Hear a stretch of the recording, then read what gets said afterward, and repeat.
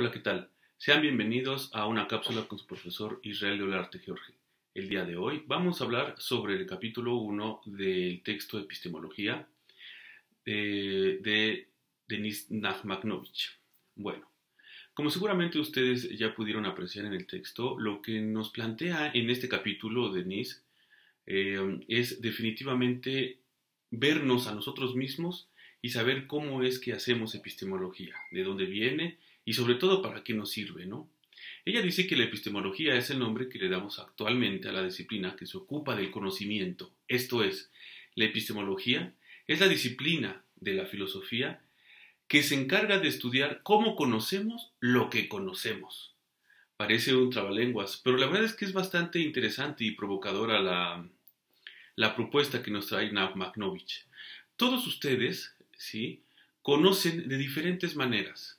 Es decir, que conocen de la forma en cómo la vida les ha ido enseñando cómo tienen que aprender las cosas. La escuela no es la única forma en cómo obtienen conocimiento.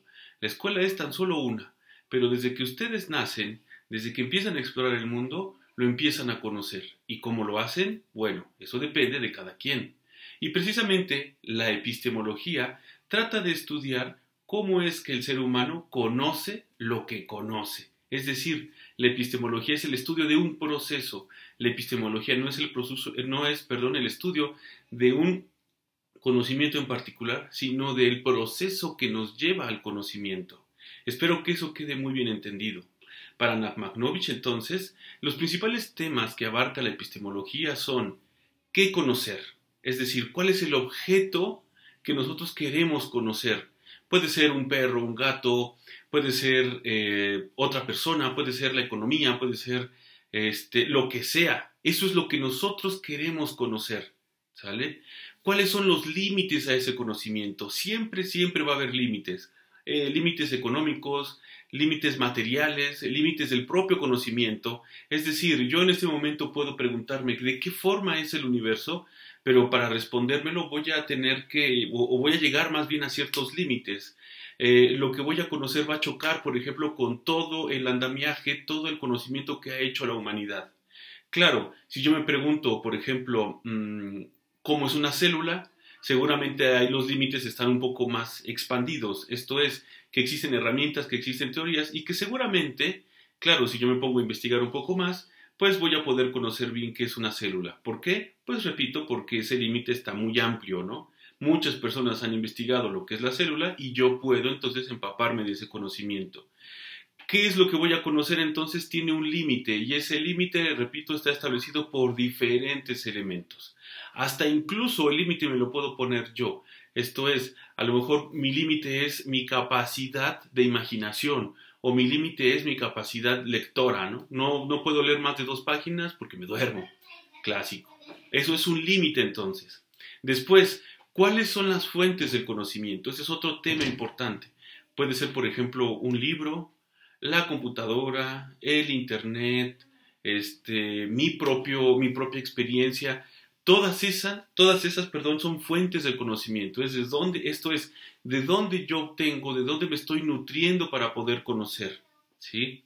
Y además, dice Nachmanovitch, también importante es saber quién conoce, ¿sí? Un hombre, una mujer, un anciano, un joven, un niño, todas esas cosas son muy elementales porque también nosotros sabemos cómo es que se está formando ese conocimiento.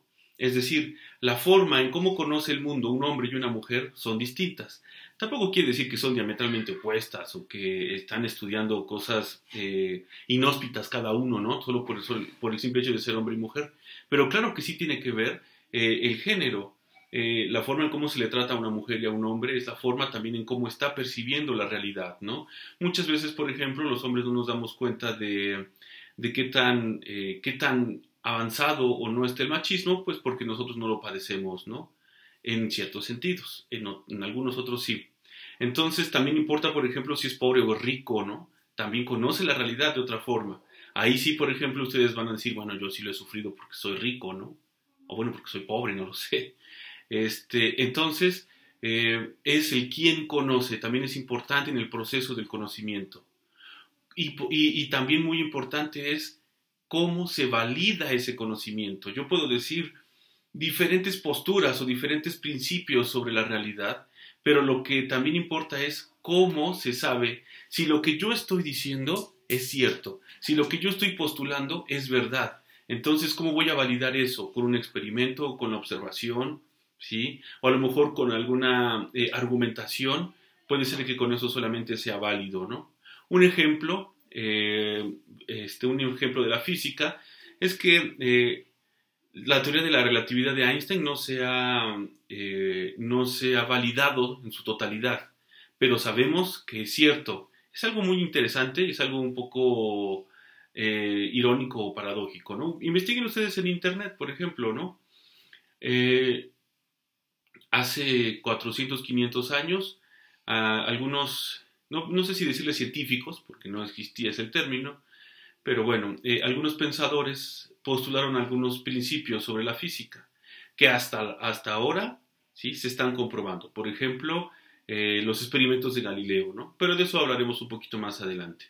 Por eso es importante saber cómo se valida.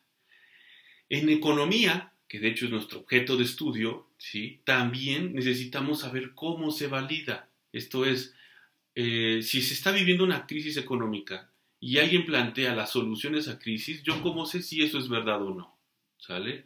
Yo cómo sé si los postulados de la escuela keynesiana y de la escuela marxista, monetarista, etcétera, que los vamos a ir viendo poco a poco después, son válidos o no, ¿sale? Y como ciencia social, ahí va a estar nuestro talón de Aquiles, cómo validamos el conocimiento.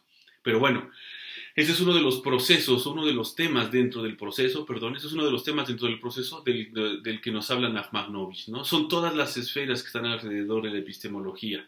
Entonces, la epistemología, repito, es todo un proceso. Para llegar al conocimiento, entonces, los caminos son muy variados. Dependen, como ya habíamos dicho, del género, de la edad, del estatus económico, de incluso la cultura, por ejemplo, ¿no? La forma en cómo enseñan y cómo aprenden en las escuelas de Estados Unidos, Inglaterra, Alemania, Sudáfrica y México son muy distintas porque también la forma en cómo percibimos la vida y cómo percibimos nuestra cotidianidad es muy distinta. Entonces los caminos son muy variados. Seguramente vieron también en este capítulo de Nachmanovitch unas viñetas donde unas personas se están riendo de otra porque piensan que el conocimiento está en la cabeza, ¿no? Y dice, no es cierto, pensamos con el estómago.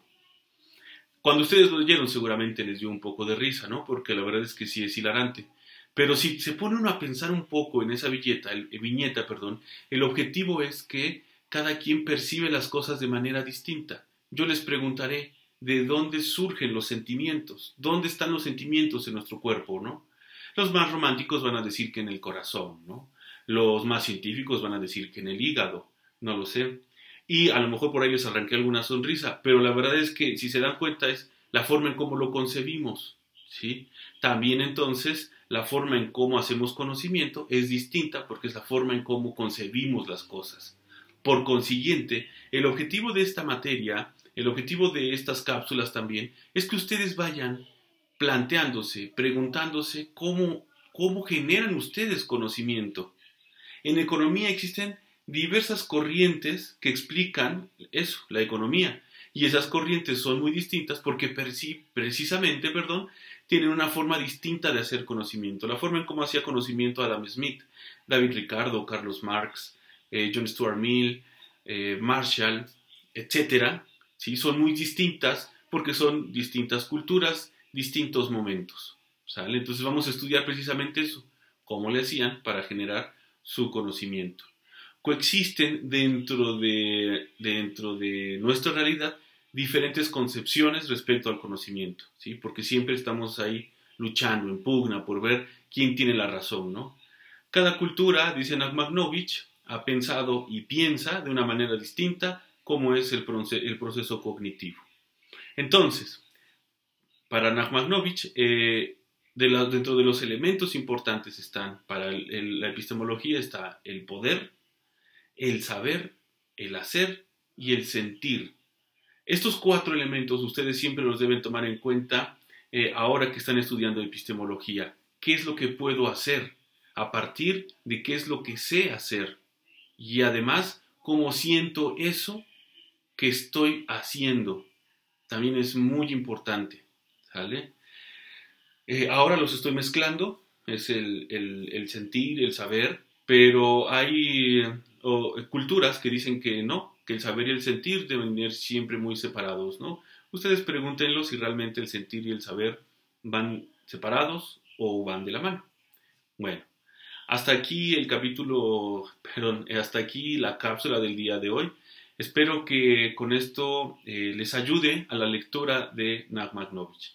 Nos vemos la siguiente cápsula. Por favor, no le olviden ponerle un me gusta, suscríbanse al canal y difúndalo entre todas las personas que les interese la epistemología y las que no.